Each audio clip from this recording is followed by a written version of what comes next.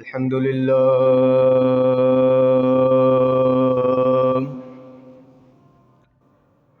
الحمد لله رب العالمين،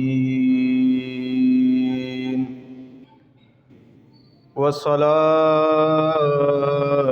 والسلام على سيد الأنبياء والمرسلين وعلى آله وأصحابه وأزواجه وعترته أجمعين. أما بعد فأعوذ بالله من الشيطان الرجيم. بسم الله الرحمن الرحيم. قال الله تبارك وتعالى في القرآن المجيد والفرقان الحميد: واذكر اسم ربك وتبتل إليه تبتيلا. من ذا الذي يقرض الله قرضا حسنا فيضاعفه له أضعافا كثيرا. صدق الله العظيم. وبلغنا رسوله النبي الكريم الأمين الرؤوف الرحيم، ونحن على ذلك لمن الشاهدين والشاكرين، والحمد لله رب العالمين. إن الله وملائكته يصلون على النبي يا أيها الذين آمنوا صلوا عليه وسلموا تسلیما. بآواز بلند پڑھ لیجئے: الصلاۃ والسلام علیک یا سیدی یا رسول اللہ وعلی آلک واصحابک یا سیدی یا حبیب اللہ. الصلاۃ والسلام علیک یا سیدی یا رسول اللہ وعلی آلک واصحابک یا سیدی یا خاتم النبیین. بندائے پروردگارم امت احمد نبی، دوست دار چار یارم تابع اولاد علی، مذہب حنفی ہدارم ملت حضرت خلیل، خاک پائے غوث اعظم زیر سایہ سب ولی. صدیق عکس حسن کمال محمد است، فاروق ذل جاہ و جلال محمد است. عثمان ضیاء شمع جمال محمد است. حیدر بہار باغ خصال محمد است. گناہ گارم سیاہ کارم شفاعت یا رسول اللہ. گناہ گارم سیاہ کارم شفاعت یا رسول اللہ. خراب و خستہ و خارم شفاعت یا رسول اللہ. شفاعت یا رسول اللہ. شفاعت یا رسول اللہ. تورا ثانی نشد پیدا نہ در دنیا نہ در عقبہ. یا رسول اللہ تورا ثانی نشد پیدا نہ در دنیا نہ در عقبہ. تو در بے مثل کا شفاعت یا رسول اللہ. شفاعت یا رسول اللہ. شفاعت یا حبیب اللہ. اللہ تبارک و تعالیٰ کی حمد و ثنا اور حضور پرنور شافع یوم النشور صلی اللہ علیہ وسلم کی بارگاہ بے کس پناہ میں ہدایے درود و سلام پیش کرنے کے بعد الحمدللہ ثم الحمدللہ اللہ تبارک و تعالیٰ کی دی ہوئی توفیق سے اور اس کے فضل کے ساتھ ہم آج پھر ایک مرتبہ رب کے حضور جمعۃ المبارک ادا کرنے کے لیے حاضر ہیں۔ اللہ تعالیٰ سے یہی دعا ہے کہ اللہ تبارک و تعالیٰ ہم سب کی جو بھی حاضری ہو وہ اپنی بارگاہ میں قبول و منظور فرمائے اور ہمیں حضور صلی اللہ علیہ وسلم کا سچا عاشق بنائے، نبی پاک صلی اللہ علیہ وسلم سے بے پناہ محبت کرنے کی توفیق عطا فرمائے اور اسی کے ساتھ ہمیں رب کی وحدانیت پر ایسا قائم فرمائے کہ کبھی بھی ہمارا خاتمہ بھی ہو جائے تو ہم رب کی توحید کو نہ چھوڑیں۔ مالک کریم سے دعا ہے کہ جو بیمار حال مسلمان ہیں ان کو صحت و تندرستی والی لمبی زندگی عطا فرمائے۔ سامعین محترم، آج میں نے کلام پاک سے آیت کریمہ تلاوت کی ہے، اس میں اللہ تعالیٰ نے ارشاد فرمایا وَاذْكُرِ اسْمَ رَبِّكَ وَتَبَتَّلْ إِلَيْهِ تَبْتِيلًا۔ سورہ مزمل کی یہ ایک آیت کریمہ ہے۔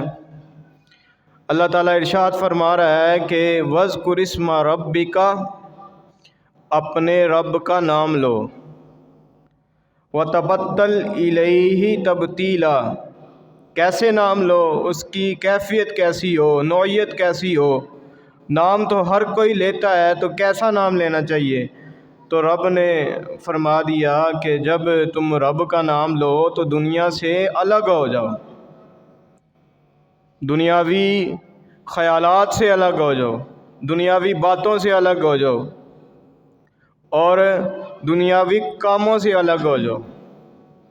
اس کا یہ مطلب نہیں ہے کہ اب بندہ جو ہے یہ جنگلات میں چلا جائے، سب کچھ چھوڑ دے، بیوی بچے چھوڑ دے، اہل و عیال چھوڑ دے، سارا کچھ چھوڑ کے وہ جنگلات میں چلا جائے، تو اس کا ہرگز یہ بھی مطلب نہیں ہے، کیونکہ اللہ تعالیٰ ایک جگہ ارشاد فرماتا ہے فَإِذَا قُضِيَتِ الصَّلَاةُ فَانتَشِرُوا فِي الْأَرْضِ وَابْتَغُوا مِن فَضْلِ اللَّهِ، کہ جب تم نماز پڑھ چکو، یعنی تم مسجد میں آئے ہو، اب نماز پڑھ رہے ہو، نماز پڑھ لی ہے، عبادت خدا کر لی ہے خشوع و خضوع کے ساتھ، جب تم کر چکو فَانتَشِرُوا فِي الْأَرْضِ، اس کے بعد یہ اللہ کیا کرے؟ رب تعالیٰ فرماتا ہے پھر زمین میں پھیل جاؤ۔ کیا تلاش کرنے کے لیے؟ رب تعالیٰ نے فرمایا میرا دیا ہوا رزق جو ہے اس کی تلاش کرنے کے لیے زمین میں تم پھیل جاؤ۔ تو اس سے معلوم ہوا کہ رب کی عبادت کے ساتھ ساتھ ضروریات زندگی بھی ساتھ ساتھ ہونی چاہیے۔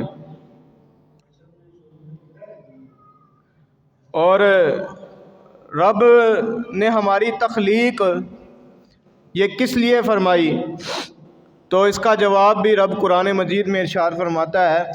رب تعالیٰ نے ارشاد فرمایا وَمَا خَلَقْتُ الْجِنَّ وَالْإِنسَ إِلَّا لِيَعْبُدُونَ، کہ میں نے انسانوں کو پیدا فرمایا اور جنوں کو پیدا فرمایا، ان کی تخلیق فرمائی، کس وجہ سے فرمائی؟ کھانے کے لیے فرمائی، پینے کے لیے فرمائی، شادیاں کرنے کے لیے فرمائی، ضروریات زندگی کے لیے فرمائی۔ رب نے فرمایا میں نے بندے کی تخلیق ہی اس وجہ سے فرمائی کہ بندہ پیدا ہو کے میرا ذکر کرے، بندہ پیدا ہو کے میرا ذکر کرے، میری عبادت کرے، اور عبادت خدا اگر سنت مصطفیٰ صلی اللہ علیہ وسلم کے ساتھ نہ ہو تو وہ قبول بھی نہیں ہوتی، وہ قابل قبول بھی نہیں ہوتی۔ نبی پاک صلی اللہ علیہ وسلم کا رستہ چھوڑ کے اگر کوئی عبادت کرتا ہے، لاکھ کرتا رہے، ایسی عبادت اس کے منہ پر ماری جائے گی، ایسی عبادت اس کے منہ پر ماری جائے گی۔ اس کی دلیل بھی میں قرآن سے دے لوں۔ اللہ تعالیٰ نے ارشاد فرمایا جب فرشتوں کو حکم ہوا کہ آدم کو سجدہ کرو، کس کو سجدہ کرنا ہے؟ آدم کو۔ فرما کون رہا ہے؟ اللہ تبارک و تعالیٰ، جو ہمارا خالق ہے، ہمارا مالک ہے۔ حالانکہ سجدہ تو رب کو ہوتا ہے، لیکن رب کا جب حکم آ گیا، ہم رب کے حکم کے سامنے اپنی سر کے گردن کو جھکا دیں گے۔ تو رب نے ارشاد فرمایا کہ آدم کو سجدہ کرو۔ فسجدوا، سب نے سجدہ کیا، جو بھی فرشتے تھے وہاں پر سب نے سجدہ کیا الا ابلیس۔ فسجد الملائکۃ الا ابلیس، سب فرشتوں نے سجدہ کیا سوائے ابلیس کے۔ ابلیس کون تھا؟ وہ جن تھا۔ اللہ تعالیٰ قرآن میں یہ ارشاد فرماتا ہے کان من الجن، ابلیس جو ہے یہ جنوں میں سے تھا اور فرشتوں کی صف میں کھڑا تھا۔ تو ظاہر ہے جب رب نے حکم دیا تو ساری آسمانی مخلوق کو حکم تھا، تو رب کا حکم بجا لانا تھا۔ سارے فرشتوں نے سجدہ کر لیا، ابلیس وہاں پر اکڑ گیا۔ اس نے تکبرانہ انداز میں یہ کہا کہ اس کی پیدائش مٹی سے ہوئی ہے، میری پیدائش آگ سے ہوئی ہے۔ آگ ہمیشہ مٹی سے افضل ہوتی ہے، آگ ہمیشہ مٹی سے افضل ہوتی ہے، تو میں افضل ہونے کے ساتھ اس کو کیسے سجدہ کروں؟ رب نے حکم دیا تھا آدم کو سجدہ کرنے کا۔ سجدہ کس کو کرنا تھا؟ آدم کو۔ آدم کیا ہے؟ اللہ کے نبی ہے۔ تو گویا رب یہ بتانا چاہ رہا ہے میرے تک اگر تم نے پہنچنا ہے تو میرے نبیوں کے راستے پر چل کے میرے تک پہنچ سکتے ہو، چل کے میرے ساتھ پہنچ سکتے ہو، ویسے نہیں پہنچ سکتے۔ اللہ تعالیٰ قرآن میں ارشاد فرماتا ہے کہ اے ایمان والو، اگر تم میری طرف پہنچنا چاہتے ہو تو وسیلہ تلاش کرو۔ وسیلہ کیا ہے؟ وسیلہ امام الانبیاء، فخر الانبیاء، حضور سیدنا احمد مصطفیٰ صلی اللہ علیہ وسلم کی ذات اقدس ہے۔ اگر ہم نے رب کی عبادت کرنی ہے تو ہم نے اپنے محبوب کو دیکھنا ہے۔ جو ہمارا محبوب ہمیں فرماتے ہیں ہم اس پر عمل کریں گے، اس کے مطابق رب کی عبادت کریں گے۔ رب تعالیٰ، اس کی دلیل بھی قرآن سے ہے۔ رب تعالیٰ ارشاد فرماتا ہے وَمَا آتَاكُمُ الرَّسُولُ فَخُذُوهُ وَمَا نَهَاكُمْ عَنْهُ فَانْتَهُوا، جس کا رسول تمہیں عطا کر دے، تمہیں حکم دے، اس کو مضبوطی سے تھام لو، اور جس کا رسول تمہیں منع فرما دے اس سے منع ہو جاؤ۔ اس کا مطلب یہ ہوا کہ رب تک اگر ہم پہنچ سکتے ہیں تو رسول کریم کی بارگاہ تک جانا ضروری ہے۔ اب یہاں پر سوال یہ پیدا ہوتا ہے کہ چلو رب تک پہنچنے کے لیے اللہ کے پیارے نبی کی بارگاہ میں جو ہے وہ جانا ضروری ہے، تو رب تک تو آپ نے بتا دیا، تو نبی کی بارگاہ میں کیسے جایا جائے گا؟ نبی کی بارگاہ میں کیسے جایا جائے گا؟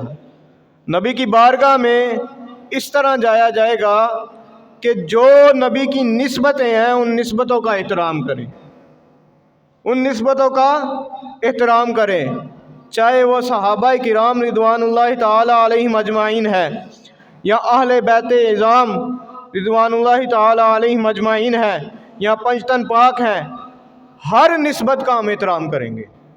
اگر ہم چاہتے ہیں کہ ہم نبی کی بارگاہ میں پہنچ جائیں، اگر ہمارے دل میں بغض اہل بیت ہے اور محبت صحابہ ہے پھر بھی ہم نبی کی بارگاہ میں نہیں پہنچ سکتے۔ اگر ہمارے دل میں بغض صحابہ ہے اور محبت اہل بیت ہے پھر بھی ہماری محبت کامل نہیں ہوگی۔ محبت کامل اسی وقت ہوگی کہ جس بزرگ کی نسبت حضور کے ساتھ ہے اس بزرگ کو اپنا امام ماننا ہوگا۔ جب ہم اپنا امام ایسے بزرگوں کو مانیں گے تو پھر ہم نبی کی بارگاہ میں پہنچ جائیں گے، ہم نبی کی بارگاہ میں پہنچ جائیں گے۔ تو رب تعالیٰ نے یہ ارشاد فرمایا کہ میرا ذکر کرو اور دنیاوی گفتگو چھوڑ دو، دنیا سے ٹوٹ جاؤ، اپنا راستہ دنیا سے منقطع کر لو۔ اس سے یہ بھی ثابت ہو گیا کہ مسجد میں آ کر دنیاوی باتیں نہیں کرنی چاہیے، مسجد میں آ کر دنیاوی باتیں نہیں کرنی چاہیے۔ کیا کرنا چاہیے؟ رب فرماتا ہے میرا ذکر کرو۔ کس سے کرنا چاہیے؟ رب فرماتا ہے میرے نام سے کرو۔ وہ نام کیا ہے؟ لفظ اللہ۔ لفظ اللہ سے ذکر اللہ کرنا چاہیے۔ تو اللہ تعالیٰ سے یہی دعا ہے کہ اللہ تعالیٰ ہمیں توفیق دے کہ ہم کامل طور پر رب کا ذکر کر سکیں۔ تو سامعین محترم، نبی کی بارگاہ تک پہنچانے والے جو لوگ ہیں ان میں سے ایک صالحین کی جماعت ہے۔ اگر ہم صالحین کا دامن مضبوطی سے پکڑ لیں گے تو وہ ہمیں نبی کی بارگاہ میں پہنچا دیں گے۔ تو جب ہم نبی کی بارگاہ میں پہنچ جائیں گے تو نبی جو ہے ہمیں رب کی بارگاہ میں پہنچا دیں گے۔ جب رب کی بارگاہ میں پہنچ جائیں گے تو پھر رب ہمیں بخش دے گا اور بخشش کے ساتھ ہمیں جنت بھی عطا فرما دے گا۔ تو صالحین کی جماعت میں سے ایک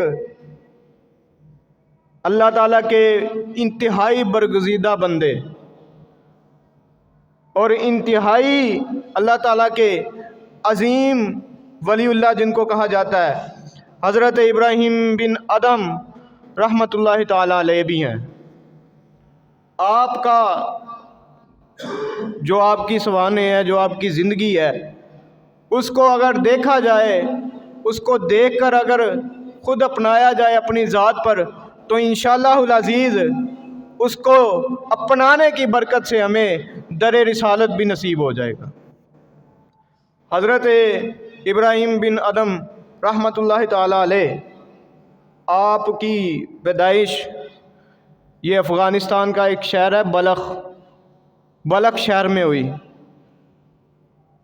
تو آپ کی جہاں پر پیدائش ہوئی تھی نا، وہ بادشاہ کا گھر تھا، حکمران کا گھر تھا، بلخ کا بادشاہ تھا، اس کے گھر آپ کی پیدائش ہوئی۔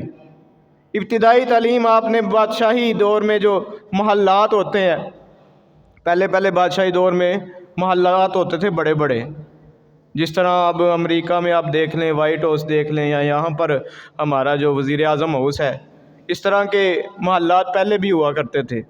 تو بادشاہ کے گھر میں بچہ پیدا ہوا، اس کا نام حضرت ابراہیم بن ادم رحمۃ اللہ تعالیٰ علیہ تھا، اور آپ نے ابتدائی تعلیم محل میں یہ حاصل کی۔ چلتے چلتے آپ بڑے ہو گئے۔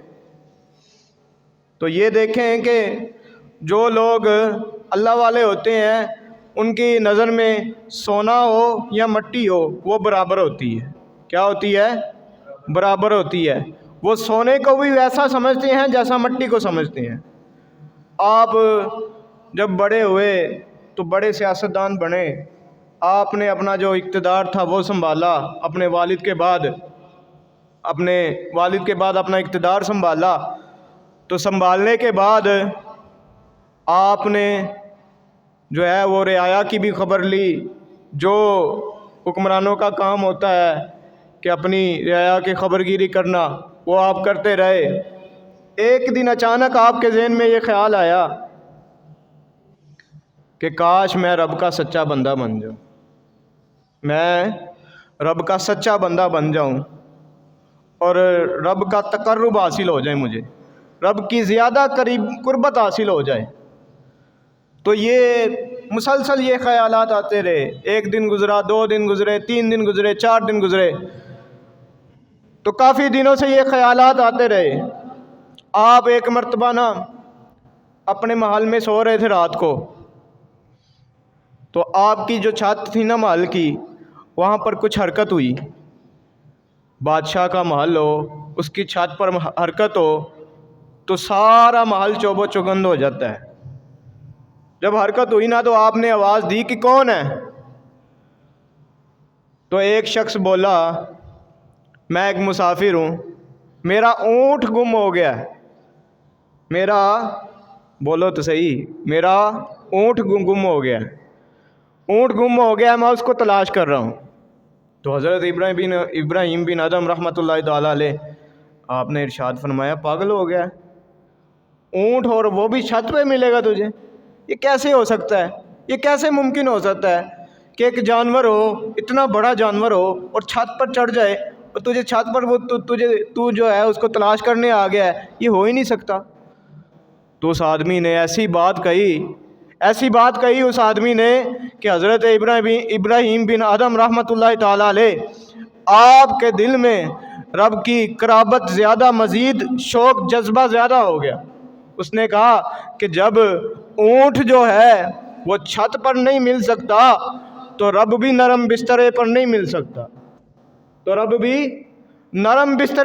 مل سکتا، محلات میں رب نہیں مل سکتا، محلات میں نہیں مل سکتا، حکمرانوں کے دروں پر رب نہیں مل سکتا۔ جب یہ اس نے کہا نا تو حضرت ابراہیم کی قسمت دنیا ہی بدل گئی۔ صبح ہوئی، آپ کا دربار لگا ہوا تھا، ایک شخص آگے کہنے لگا کہ میں سرائے میں رہنے کے لیے آیا ہوں۔ سرائے یعنی کہ پرانے وقتوں میں مسافر ایک جگہ پر رہتے تھے، اس کو سرائے کہتے تھے۔ تو حضرت ابراہیم نے فرمایا تجھے پتہ نہیں ہے یہ کیا چیز ہے؟ کہتا یہ سرائے ہی تو ہے۔ کہتا یہ تو بادشاہ کا محلہ، تو اس کو سرائے کہہ رہا ہے؟ تو وہ آدمی کہنے لگا کہ آپ سے پہلے اس میں کون بادشاہ تھا؟ تو حضرت ابراہیم فرمانے لگے کہ میرے والد صاحب تھے۔ اس نے کہا اس سے پہلے کون تھا؟ تو آپ فرمانے لگے کہ اس کے والد۔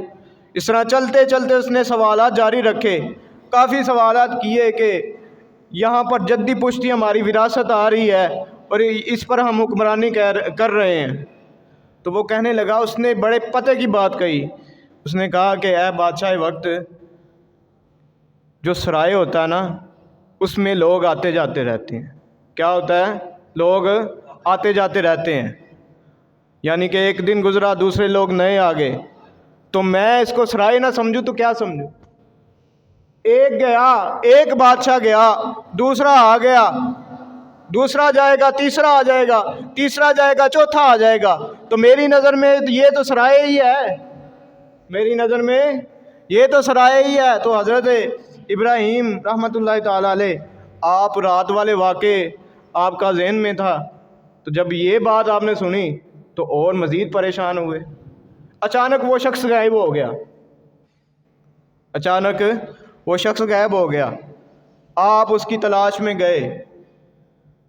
تو جب آپ چلتے چلتے ایک جگہ پہنچے تو وہ شخص نظر آیا۔ حضرت ابراہیم نے ان سے سوال کیا آپ کون ہو؟ اس نے کہا میں خضر ہوں۔ حضرت خضر علیہ الصلوۃ والسلام یہ اللہ تعالیٰ کے وہ نیک بندے ہیں اور نبی پاک صلی اللہ علیہ وسلم کے وہ صحابی ہیں کہ جنہوں نے آب حیات پیا ہوا ہے، اب بھی وہ زندہ ہیں۔ حضور کا دور بھی دیکھا، جتنے دور آئے عیسیٰ علیہ السلام، جو بھی دور آئے، جتنی ان کی زندگی تھی، انہوں نے کافی دور دیکھے، کافی اولیاء سے ان کی ملاقات ہوئی اور کافی اولیاء نے ان سے فیض حاصل کیے۔ تو یہ وہ بزرگ تھے کہ انہوں نے آب حیات پیا ہوا ہے، ان کو موت نہیں آنی، لیکن موت برحق ہے۔ اللہ تعالیٰ نے ارشاد فرمایا نا کل نفس ذائقۃ الموت، کہ ہر نفس نے، ہر جان نے موت کا ذائقہ چکھنا ہے۔ تو حضرت خضر علیہ الصلوۃ والسلام کو موت ضرور آئے گی، لیکن اس میں ابھی دیری ہے۔ اس کا ایک طویل واقعہ ہے کہ جب دجال آئے گا تو آپ کی دجال سے جنگ ہوگی، آپ دجال سے لڑیں گے، تو دجال کہے گا کہ میرے ہاتھ پہ بیعت کر، تو وہ کہے گا نہیں میں نہیں کر سکتا۔ حضرت خضر علیہ الصلوۃ والسلام صاف انکار کریں گے، دجال کہے گا مجھے رب مانو۔ تو حضرت خضر علیہ الصلوۃ والسلام یہ ارشاد فرمائیں گے کہ نبی آخر الزمان امام الانبیاء حضور صلی اللہ علیہ وسلم نے ارشاد فرمایا تھا کہ تو خبیث بدبخت ضرور آئے گا اور تیرے جو ہے پیشانی پر لکھا ہوگا کافر، تو میں تجھے نہیں مانتا۔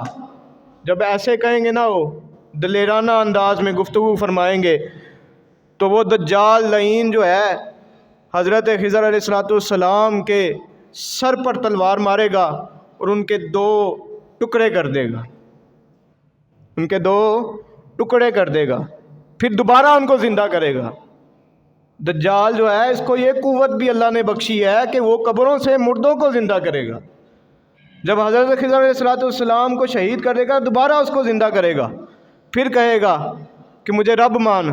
तो हज़रत खिज़र अलैहिस्सलाम बड़ी दलेरी से उसका मुकाबला करेंगे और फिर जामे शहादत नोश फरमा जाएंगे। ये है उनकी मौत का वक्त। आपने आब हयात पिया हुआ है लेकिन आपकी मौत दज्जाल के ज़माने में होगी।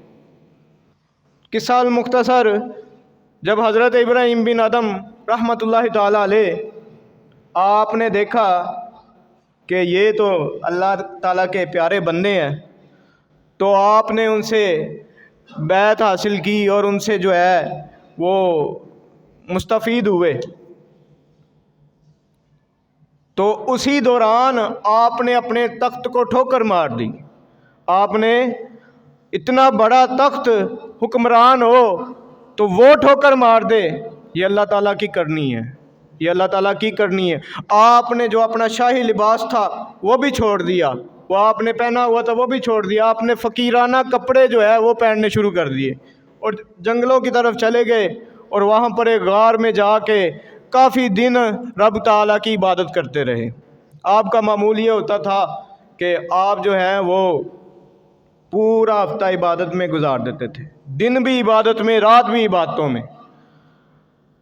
तो जुम्मे रात या जुम्मे का दिन होता, आप जाते जंगल में, जाते लकड़ियाँ काटते, वहाँ से लकड़ियाँ काट में बाज़ार में जाते, बाज़ार में जाके उन लकड़ियों को फ़रोख्त करते और उनसे जो इनकम हासिल होती वो कुछ अपने हफ्ते के लिए ज़रूरियात ज़िंदगी के लिए रख लेते और कुछ आधी जो है वो रब की राह में सदका कर देते। जब ये मकाम मर्तबा आपको हासिल हो गया तो एक दिन आप जो है सलाई कर रहे थे, दरिया के किनारे पर बैठ के ना सलाई कर रहे थे। तो वहाँ पर ना बादशाह के जो साथ मुशीर होते हैं उनमें से किसी वज़ीर का गुज़र हो गया जो हज़रत इब्राहीम बिन अदम रहमतुल्लाहि ताला अलैह के साथ होता था। उसने देखा कि इतना बड़ा बादशाह था और इसकी क्या हालत होगी है। उसने जाकर अर्ज़ की, बादशाह सलामत, आप वापस अपनी सीट पर आ जाएं, आप वापस अपनी जगह पर आ जाएं, आपकी जगह यहाँ पर नहीं है, आपकी जगह हुक्मरानी पर है। तो हज़रत इब्राहीम सुनते रहे। तो वो कहता रहा, वो तरले करता रहा कि आप आ जाएं, ये आपको ज़ेब नहीं कर देता ऐसा, क्योंकि आपने गुरबा फ़ुकरा के कपड़े पहने हुए थे, फटे हुए कपड़े थे वो पहने हुए थे। तो वो कहने लगा कि आप ये छोड़ दे, ये मुनासिब नहीं है आपके लिए। तो हज़रत इब्राहीम रहमतुल्लाहि ताला अलैह, आप सलाई कर रहे थे ना, जिस सुई से आप सलाई कर रहे थे वो सुई आपने दरिया में फेंक दी। दरिया में फेंक कर कहा कि तुम्हारे पास ताकत भी है, इक़्तिदार भी है, असबाब भी है, मुझे ये सुई जो है ये दरिया से निकाल कर दिखाओ। वो हैरान हो गया, ये कैसी बात कर रहे हैं आप। तो वो कहता है मैं तो इससे कासिर हूँ, मैं नहीं ये कर सकता। तो हज़रत इब्राहीम रहमतुल्लाहि ताला अलैह आपने ये सदा दी समुंदर की जो मखलूक है मछलियाँ, उनको ये कहा, ए मछलियों मेरी सुई ला कर दो, ए मछलियों मेरी सुई ला कर दो। जब आपने ये फरमाया ना तो 1000 के करीब मछलियाँ अपने मुंह के अंदर सोने की सुइयाँ लेकर हाजिर होगी। कह दीजिए सुभान अल्लाह। देखें अल्लाह ताला ने क्या मर्तबा दिया, तख्त छोड़ दिया, कुव्वत छोड़ दी, अपना मालो दौलत छोड़ दिया, सारा कुछ राह खुदा में कुर्बान दे कर दिया। तो फिर रब ने मर्तबा क्या दिया, रब ने आपको दोनों जहां में हुकूमत अता फरमा दी। तो जब आपने देखा ना 1000 मछली है और सबके मुंह में सोने की सुई है, आपने फरमाया मेरी ये सुई नहीं है, मेरे नज़दीक तो, मेरी नज़र में तो सोना चांदी मट्टी बराबर है। हम इन चीज़ों से वरा है, हम इन चीज़ों के पीछे नहीं है, मेरी जो सुई है वो मुझे दो। वो एक मछली आई, उसने जो सुई थी आपकी वो आपको पकड़ा दी। वज़ीर ये मंज़र देख रहा था, جب وزیر نے یہ دیکھا نا تو آپ نے وزیر کو یہ فرمایا، ہاں وزیر اب بتا تیری بادشاہی اچھی ہے یا میری بادشاہی اچھی ہے؟ تو وزیر کہنے لگا بالکل، وہ جو شاعر نے کہا تھا نا، تخت سکندری پر وہ تھوکتے نہیں بستر لگا ہوا ہو جن کا تیری گلی میں، یا رسول اللہ صلی اللہ علیہ وسلم، یہ آپ کے در کی خیرات ہے کہ دونوں جہاں کی نعمتیں ہمارے قدموں میں ہیں۔ تو وہ وزیر، جب یہ وزیر نے دیکھا نا تو وہ بھی کہنے لگا میں بھی تخت و تاج کو چھوڑتا ہوں، میں بھی اپنی وزارت کو چھوڑتا ہوں، مجھے حضرت ابراہیم ایسی بادشاہت مجھے بھی عطا فرما دیجیے۔ تو یہ اللہ کے نیک بندے ہیں کہ جو ہمیں نبی پاک صلی اللہ علیہ وسلم کے در تک پہنچا سکتے ہیں۔ آپ کا وصال ابھی آ رہی ہے نا 26 جمادی الاولیٰ، آج سے 3 دن بعد آپ کا وصال 26 جمادی الاولیٰ میں ہوا۔ اللہ تبارک و تعالیٰ سے یہی دعا ہے کہ اللہ تبارک و تعالیٰ حضرت ابراہیم بن ادہم رحمۃ اللہ تعالیٰ علیہ کی قبر انور پر کروڑہا رحمت نازل فرمائے اور ان کے مشن پر ہمیں چلنے کی توفیق عطا فرمائے۔ وآخر دعوانا ان الحمد للہ رب العالمین۔